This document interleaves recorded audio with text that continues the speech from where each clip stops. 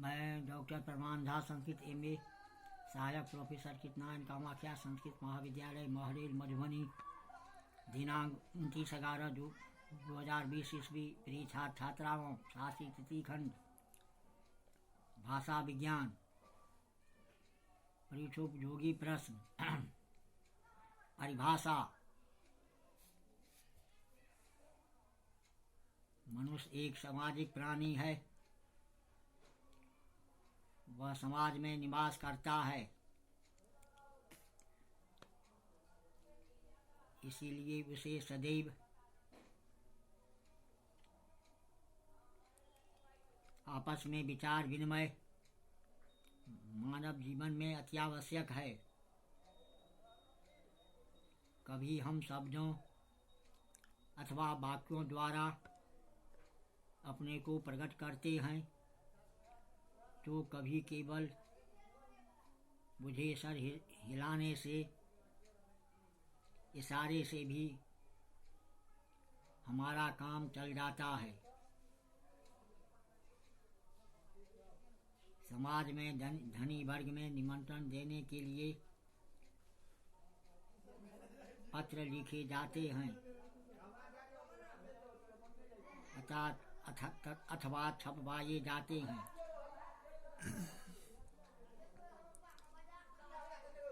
तो गरीबों में या कुछ जातियों में हल्दी, सुपारी, इलायची आदि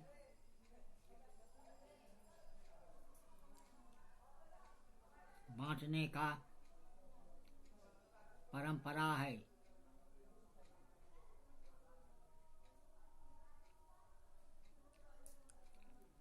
कभी सिर हिलाना, आंख दबाना, उंगली दिखाना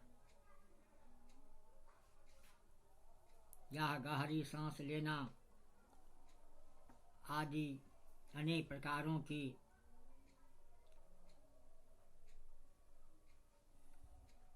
काम चला लेते हैं।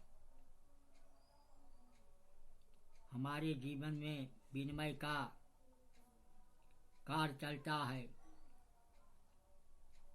इन साधनों को हम निम्नलिखित 3 विभागों में बांट सकते हैं। कुछ इस प्रकार की है। पहले वर्ग में वे साधन आते हैं जिनके द्वारा अभिव्यक्ति विचारों का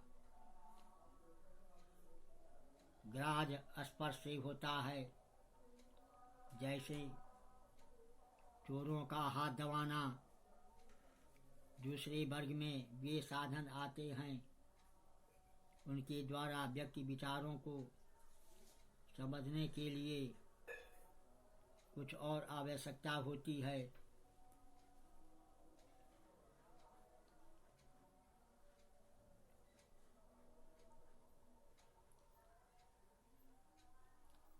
संकेत करना आदि इसी वर्ग के अंतर्गत आते हैं। तीसरे वर्ग में सर्वाधिक प्रचलित तथा महत्वपूर्ण साधन आते हैं। उनके द्वारा मनुष्य अपने ग्रहण के द्वारा काम निकालते हैं।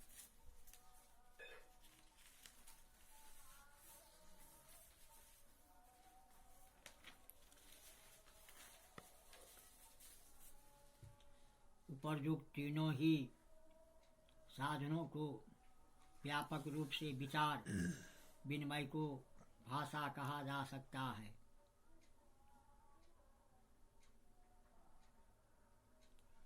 किंतु साधारणतया भाषा का इतना अर्थ विस्तृत नहीं किया जा सकता,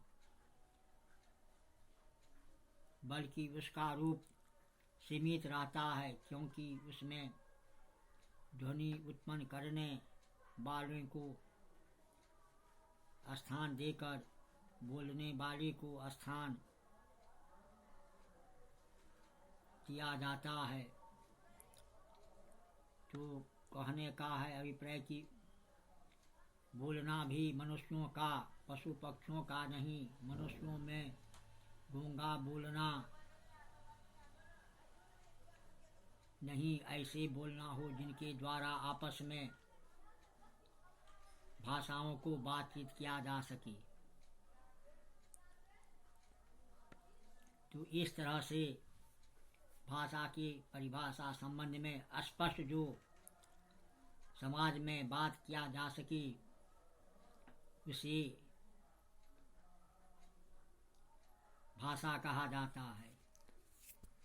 जिनके द्वारा परस्पर बातचीत किया जा सकता है, उपर्युक्त स्पष्टीकरण के बाद भाषा की परिभाषा डिफिनेशन क्या होनी चाहिए,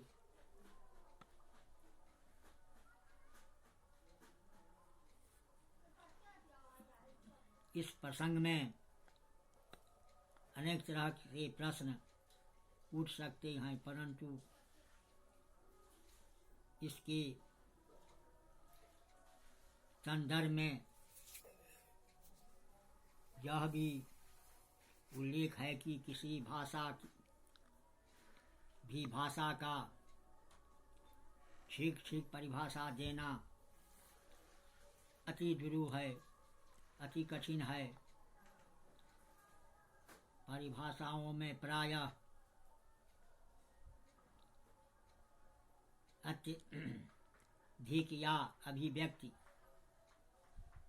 दोष आ जाते हैं। तो इस विचार से यह भी कहना ठीक है कि परिभाषा की अतिव्यक्त तथा आपकी दोष नहीं होनी चाहिए।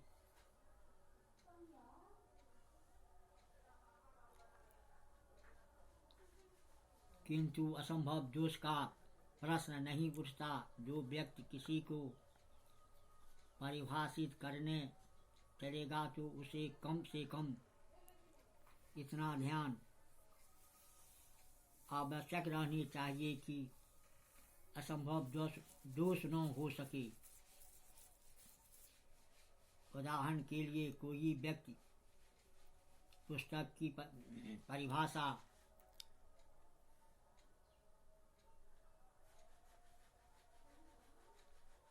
कुछ इस प्रकार से देते हैं कि भाषा अनेक प्रकार की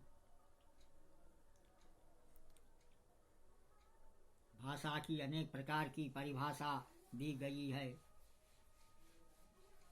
भाषा शब्द संस्कृत के भाग धातु से बना है, जिसका अर्थ होता है बोलना अथवा कहना। अर्थात कहने का तात्पर्य यह है कि भाषा उसे कहा जाए जिससे आपस में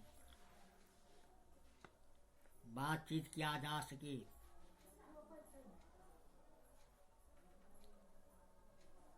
प्लेटो ने सोफिस्ट के विचार और भाषा के संबंध में लिखते हुए कहा है कि भाषा और विचार में थोड़ा अंतर पड़ता है। भाषा विचार आत्मा की मूक या ध्वन्यात्मक बातचीत है, जिसके द्वारा भाषा समाज में लोग स्पष्ट रूप से बातचीत किया जा सके।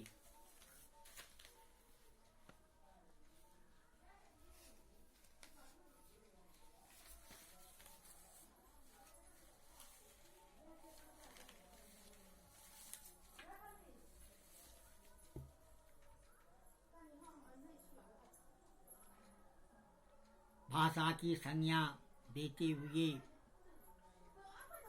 प्रोफेसर सूट के अनुसार ध्वन्यात्मक शब्द द्वारा विचार को प्रकट करना ही भाषा है। बेंद्री कहते हैं कि भाषा एक प्रकार का चिन्ह है। चिन्हों से तात्पर्य यह है कि जिनके द्वारा मानव आपस में अपना विचार दूसरों पर प्रकट करता है। वे प्रतीक कई प्रकार के होते हैं तथा नेत्रग्राह्य, श्रोत्रग्राह्य, स्पर्शग्राह्य। वस्तुतः भाषा की दृष्टिकोण से श्रुतग्राह्य ही सर्वश्रेष्ठ कहे जाते हैं।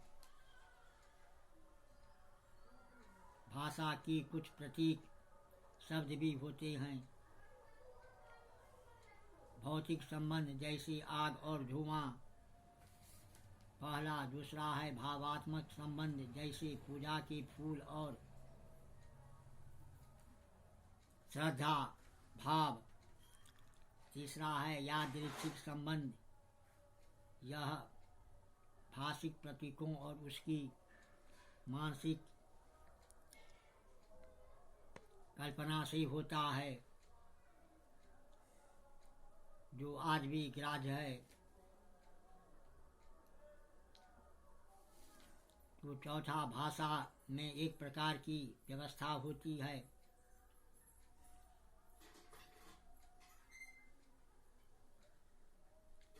भाषा अव्यवस्थित नहीं होती। व्याकरण में उसी व्यवस्था का विवेचन होता है।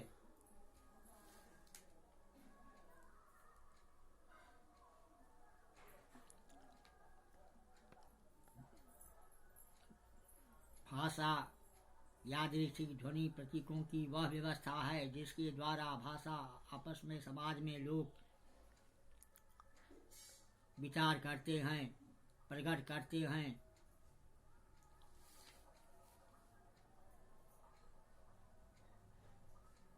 तो उपरयुक्त सारी विशेषताओं को ध्यान में रखते हुए भाषा की परिभाषा कुछ इस प्रकार से दी जा सकती है कि भाषा उच्चारण अवयवों से उच्चरित मूलतः प्राय यादृच्छिक आर्बिट्ररी ध्वनि प्रतीकों की वह व्यवस्था है जिसके द्वारा किसी भाषा समाज के लोग आपस में अपने विचारों को आदान प्रदान करते हैं।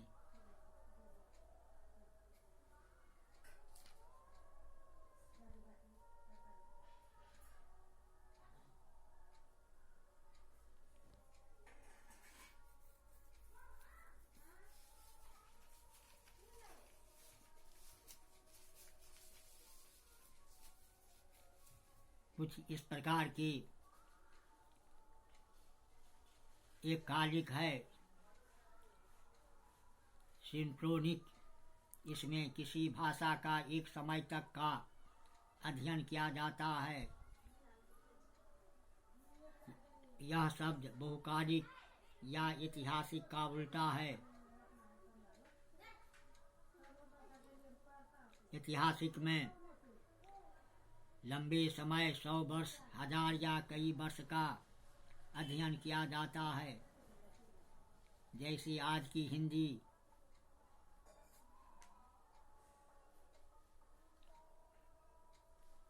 या वर्तमान हिंदी का अध्ययन विश्लेषण एक कालिक भाषा विज्ञान के अंतर्गत आ जाते हैं। भाषा में एक कालिक वर्गों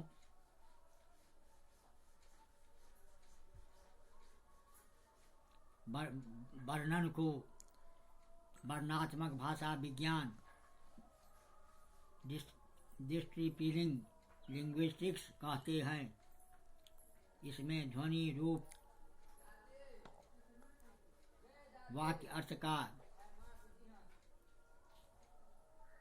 एक मौलिक अध्ययन होता है।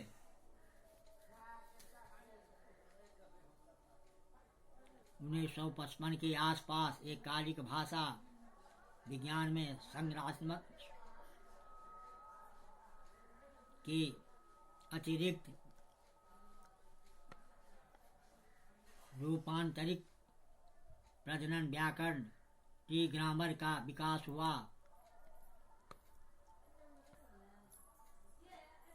जिसकी प्रक्रिया स्वरूप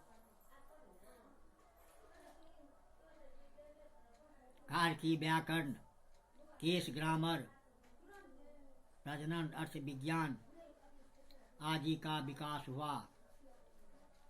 इस प्रकार भाषा विज्ञान की परिभाषा में एक कालिक भाषा विज्ञान मुख्यतया